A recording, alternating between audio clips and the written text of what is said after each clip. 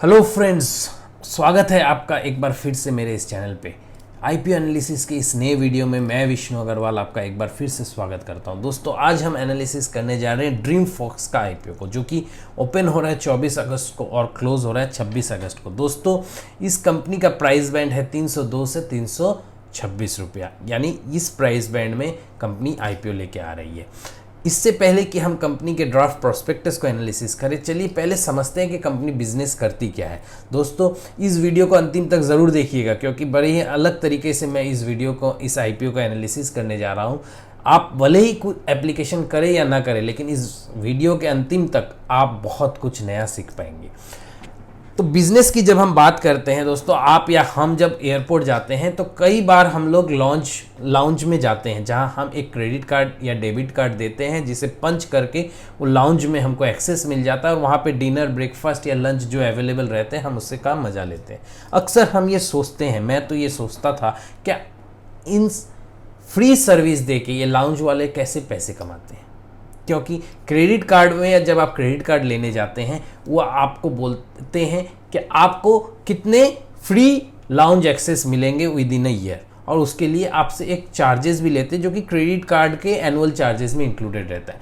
वो सारे चार्जेस जोड़ भी अगर आप देते हैं, तब भी आप जो लाउंज में जो फैसिलिटीज़ आप अवेल करते हैं, वो उससे कहीं ज़्यादा होता है। तो ये पैसे कमाते कैसे हैं, तो ये थॉट अक्सर आप जैसे या मेरे जैसे आम आदमी के दिमाग में ज़रूर आता है। दोस्तों, ड्रीम फॉक्स ये लाउंज एक्सेस वाली बिजनेस करती है। ये अपने आप को एक एग्रीगेटर, एयरपोर्ट सर्विस में एग्रीगेटर प्लेटफॉर्म कहती है।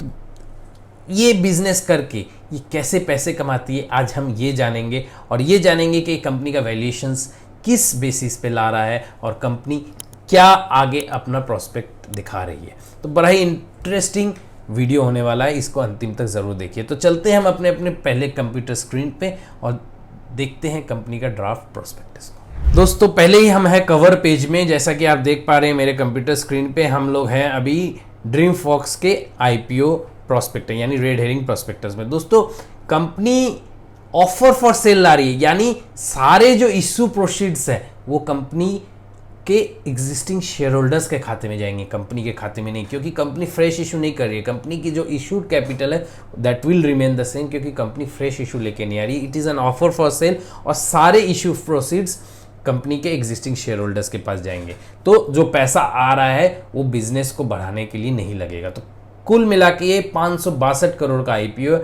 अगर हम ये मान लेते हैं कि कंपनी कैप प्राइस यानी सबसे प्राइस बैंड का जो ऊपर का प्राइस है 326 रुपये में शेयर्स इशू करती है। 24 अगस्त से 26 अगस्त, जैसा कि आपको मैंने पहले कहा, कंपनी अपना आईपीओ ला रही है। कंपनी के जो लीड मर्चेंट बैंकर्स है वो इक्विटस और Motilal Oswal. Straight away without wasting time हम चले जाते हैं पहले कंपनी के बिजनेस को जानने के लिए। तो दोस्तों, बिजनेस को जानने के लिए हमें कौन सा चैप्टर जाना पड़ेगा, हमें जाना पड़ेगा आवर बिजनेस में।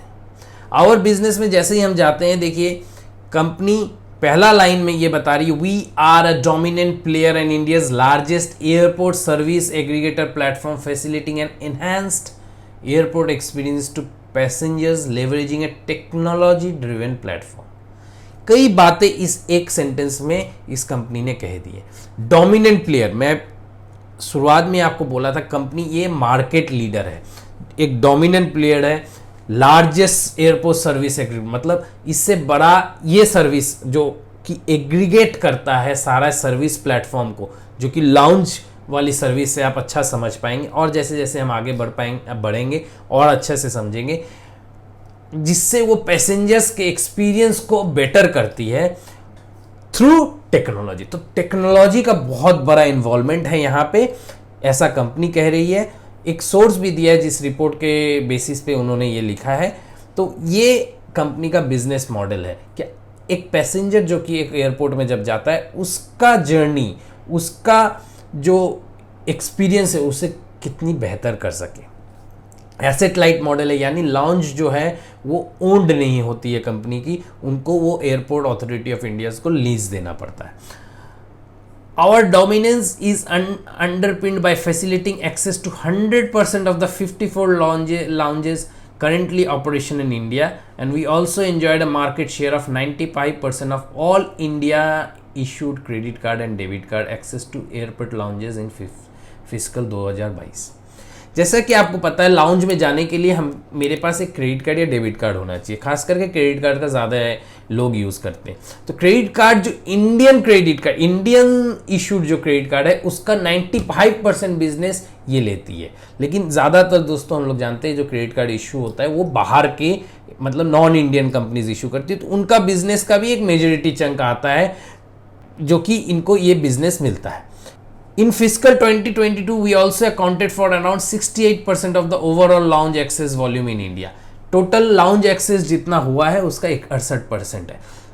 अब ये बिजनेस यहाँ तक पढ़ने के बाद हमें ये समझ में आ रहा है कि कंपनी लाउंज एक्सेस का जो है मेजर बिजनेस वहाँ से लेती है। अब इनके जो क्लाइंट्स है वो कौन है ये जानना बहुत ज़रूरी है। जो हम एज अ कस्टमर या कंज्यूमर हम जो जाके स्वाइप करके पंच करके उन लाउंज का एक्सेस लेते हैं, we are not the customers for this companies. इनके कस्टमर्स हैं जो हमें वो कार्ड इशू किए, हम इनके लिए कंज्यूमर्स हैं। हम तो कस्टमर्स हैं उन कार्ड होल्डर्स के, जो कार्ड इशूअर्स के, जो कि हमें कार्ड इशू किए। तो इनके कार्ड नेटवर्क प्रोवाइडर्स कौन है? Dinners club international, master card, RuPay, visa. जैसा कि आपको पता है मास्टर कार्ड और वीज़ा नॉन इंडियन कंपनीज है जो क्रेडिट कार्ड इशू करती है, और रुपे है जो कि इंडियन कंपनी है। Card issuers Axis Bank, again these are their client. Card issuers कौन है? Axis Bank, bank of Baroda, बाकी सारे बैंक्स। कॉर्पोरेट क्लाइंट्स इंडिगो, हिच, इंटरमाइल्स, क्लब महिंद्रा वगैरह। अब ये क्या करते हैं? ये टाई अप करते हैं, ये कार्ड इशूअर्स टाई अप करते हैं किसके साथ? ड्रीम फॉक्स के साथ। किस लिए? क्या अपना लाउंज हमें एक्सेस करने दे। ये सब कैसे करते हैं? थ्रू कार्ड्स, ड्रीम फॉक्स के कार्ड्स या एप्स या वाउचर्स के थ्रू।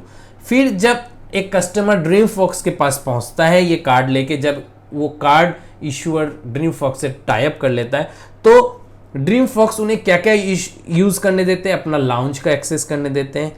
मीट एंड असिस्ट, अपने पर्सनल एग्जीक्यूटिव्स रखते हैं जो कि उनको हेल्प करते हैं कोई चीज़ अगर उनको एयरपोर्ट में जानकारी लेना हो उस रिगार्डिंग।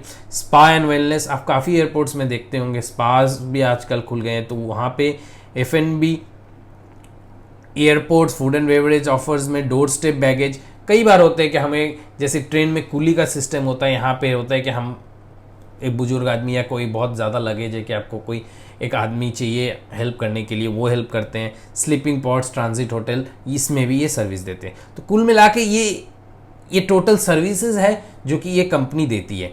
आशा करता हूँ कि आपको बिजनेस समझ में आ गया होगा, लेकिन ये रेवेन्यू कहाँ से आ रहा है ये चीज़ अभी भी क्लियर नहीं है। इसके लिए थोड़ा और हमको बिजनेस समझना जरूरी है। जैसा कि लास्ट लाइन में आप यहाँ पे पढ़ पा रहे हैं, our revenues are primarily based on and are driven by the number of unique times customers avail the service, जिसे वो पैक्स करते हैं। अगर मैं एक कस्टमर हूँ और कंज्यूमर हूँ उनके लिए, और मैं जाके 4 बार अपना कार्ड पंच कर रहा हूँ, तो वो 4 पैक्स हो गए, 4 बार उनको सर्विस मिल रहा है। तो ये उन्होंने वेरियस जर्नीज, मतलब एक कस्टमर का एयरपोर्ट में पहुंचने के बाद वो डेस्टिनेशन तक जाने तक जितनी जर्नीज है, वो सारे जर्नीज को पॉइंट करके वहाँ पे क्या क्या सर्विस देते हैं यहाँ पे वो मैप किए। A description: lounge access, we have 100% coverage of operational lounges in Indian airports.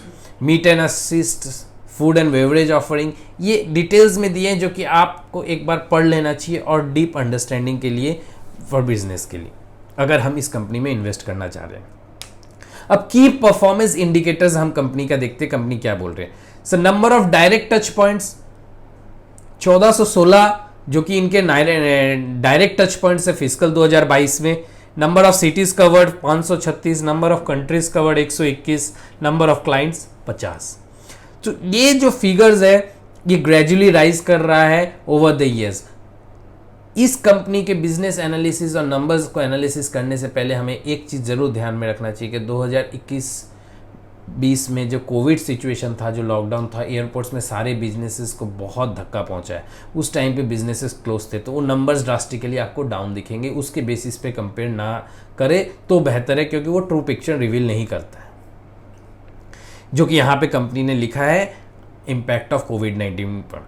मैं फाइनेंशियल परफॉर्मेंस को इधर ही कवर कर लेना चाहता हूं दोस्तों, क्योंकि थोड़ा बिजनेस चैप्टर में ज़्यादा समय हम लोग इस आईपीओ एनालिसिस में इन्वेस्ट कर रहे हैं, तो हम लोग वापस से वहाँ पे नहीं जाएंगे। So number of PACS in millions 3.53, 2020 में देखिए 4.88 जो कि घट के 1.3 हो गया, 38 हो गया ड्यू टू कोविड। तो 3.53 30 लाख टच पॉइंट्स, 35 लाख करीब इनके टच पॉइंट्स हैं, जहां के ये आके मतलब ये इनको बिजनेसेस मिला। जैसे कि मैंने आपको कहा पैक्स का डेफिनेशन ये हुआ कि मैं अगर एक इनके पास 4 बार कार्ड स्वाइप करके 4 बार लाउंज में जा रहा हूं तो ये 4 पैक्स काउंट कर रहे हैं। एवरेज रेवेन्यू 800 रुपया है जो कि ग्रेजुअली बढ़ा है। ये एक बहुत सोचने वाली बात है कि कंपनी का ग्रॉस मार्जिन सिर्फ 16% है। अगर ग्रॉस मार्जिन ही आपके 16% है तो आपको नेट प्रॉफिट मार्केटिंग वगैरह में एक्सपेंस करने के बाद नेट प्रॉफिट बचने में बहुत दिक्कत हो सकती है। लेकिन एक चीज़ और इम्पॉर्टेंट है कि इस बिजनेस में मार्केटिंग कॉस्ट बहुत ज़्यादा नहीं होता है, क्योंकि आप जब एक बार एयरपोर्ट में चले जाते हैं आपको लाउंज में जाना पड़ता है, और जब एक या दो ही लाउंज, एक ही लाउंज मिलते हैं तो आपके पास ऑप्शंस नहीं रहते, आप इनके पास ही जाते हैं एक्सचेंज करने। इबिटा मार्जिन 8.46%, 15% के ग्रॉस मार्जिन में EBITDA margin 8.4%, return on capital employed भी हेल्दी है। लेकिन जो सबसे मतलब गौर करने वाली बात है कि कंपनी ने कैश ऑपरेटिंग लेवल पे नेगेटिव है। ऑपरेटिंग लेवल पे कंपनी कैश नहीं जनरेट कर रही है। एक दो रिजल्ट कंपनी का आने वाले वीक्स, आने वाले क्वार्टर में देखना बहुत ज़रूरी रहेगा। लेकिन बिजनेस वाइज बहुत स्ट्रॉन्ग बिजनेस है, एंट्री बैरियर इज़ बहुत हाई है। नए कोई प्लेयर आके ऐसा लाउंज बिजनेस करे ऐसा बहुत टफ है। स्ट्रेंथ डोमिनेंट प्लेयर है जो कि हम लोग ने ऑलरेडी कवर कर दिया। ये कंपनी ने एक चार्ट से बताया है कि कहाँ कहाँ कौन से एरियाज़ में कितने, कौन से सिटीज़ में उनके कितने वेंडर्स हैं। वापस ये एक चार्ट प्रेडिक्शन है जहाँ से उन्होंने ये बताया कि कंपनीज में कैसे कैसे बिजनेस कर सकते हैं। दोस्तों यहाँ पे एक सेक्शन है जहाँ कंपनी ने स्ट्रेटेजीज बताया कि आगे उन्होंने क्या करना है। ये देखिए कंपनी मुझे लगता है कि बहुत ज़्यादा डाइवर्सिफिकेशन में जा रही है। पहला वो लिख रही है वॉलेट शेयर्स विद क्लाइंट, जो कि उनको करना चाहिए, ये बड़ा सही है। मेंटेन 100% लाउंज कवरेज, ये भी उनको करना चाहिए, very good. 295 lounges by the year 2040। Third, tap into new sectors, customer segment में loyalty solutions, e com players, new age digital companies, new banks. मुझे लगता है कि इस सेक्टर में, इस जगह में जहाँ एयरपोर्ट बिजनेस में या एयरलाइन बिजनेस में लोग इतने बुलिश है, हम देख रहे हैं नए नए एयरलाइंस भी आ रहे हैं, इसे ही कंसंट्रेशन करके और इसमें अच्छा कंपनी को करना चाहिए, इससे पहले कि कंपनी दूसरा कुछ सोचे। जैसे deeper client stickiness, ability to tailor products, चौथा या पांचवा पॉइंट्स में ये थोड़ा है कि कंपनी बहुत जल्दी डाइवर्सिफिकेशन पे तो नहीं जा रही है। प्लस डाइवर्सिफिकेशन करने के लिए जो पैसे चाहिए वो कंपनी के पास पैसे कहाँ से आएंगे, क्योंकि कंपनी के जो इशू प्रोसीड्स है, इस आईपीओ से जो पैसे आ रहे हैं वो ऑफर फॉर सेल है और कंपनी के शेयर होल्डर्स यानी प्रोमोटर्स के खाते में वो पैसे जा रहे हैं। ये कुछ एक पॉइंट्स हैं। अब हम लोग दोस्तों एक रेवेन्यू मॉडल पे आते हैं जो कि बहुत इम्पॉर्टेंट है, जो कि इस बिजनेस में सबको रहता है कि ये कंपनियां रेवेन्यू कैसे कमाती है।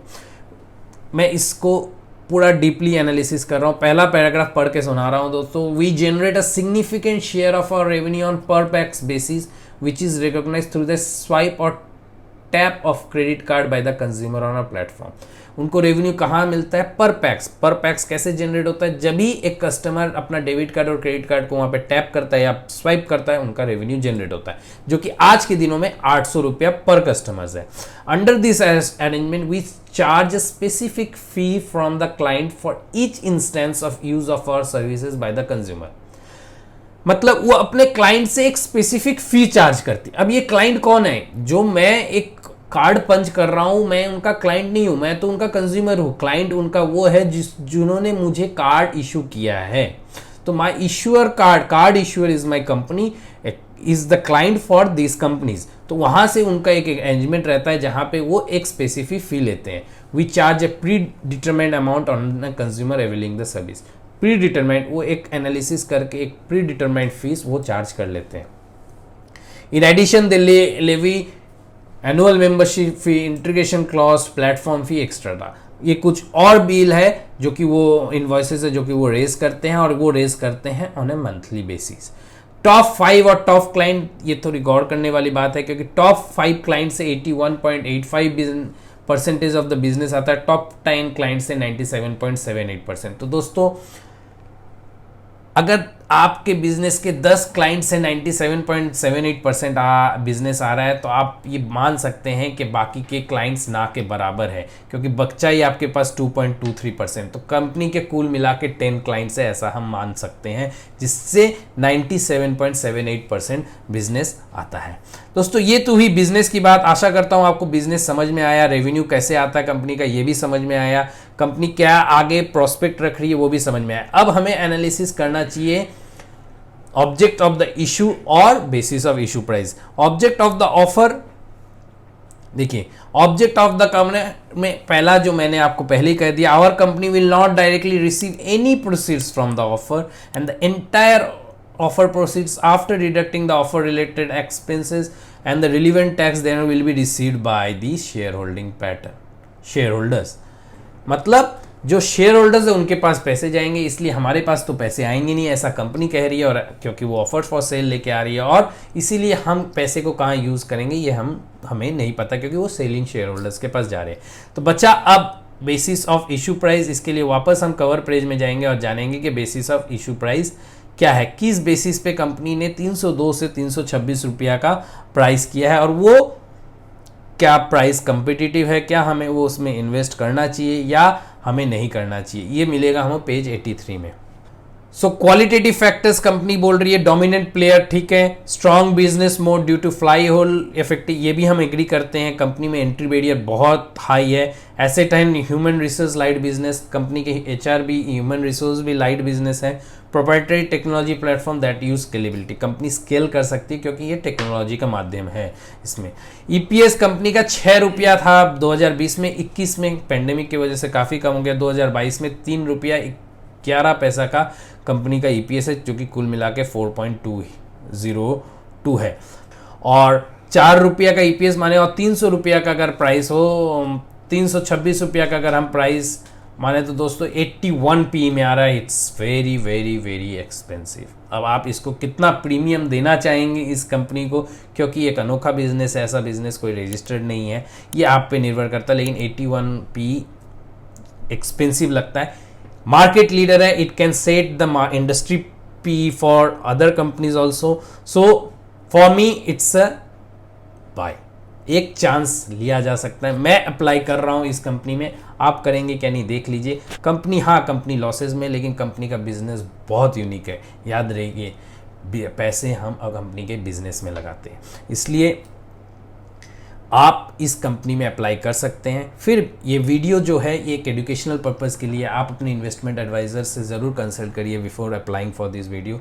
मेरी राय माने, अगर मेरी बात करते हैं तो मैं इस कंपनी में अप्लाई कर रहा हूँ। आशा करता हूँ ये वीडियो अच्छा लगा होगा। इस वीडियो में हमने ज़्यादा कर फोकस किया कि कंपनी बिजनेस क्या करती है, क्योंकि इसका बिजनेस, इस कंपनी का बिजनेस काफ़ी अनोखा है। तो दोस्तों आशा करता हूँ आपने चैनल को अभी तक सब्सक्राइब कर दिया है, दोस्तों में वीडियो को शेयर भी कर दिया है। अगर नहीं किया तो प्लीज़ शेयर दिस वीडियो को लाइक करना मत भूलिए और चैनल को सब्सक्राइब जरूर कीजिए। Till next video, see you, stay healthy, stay fit, thank you.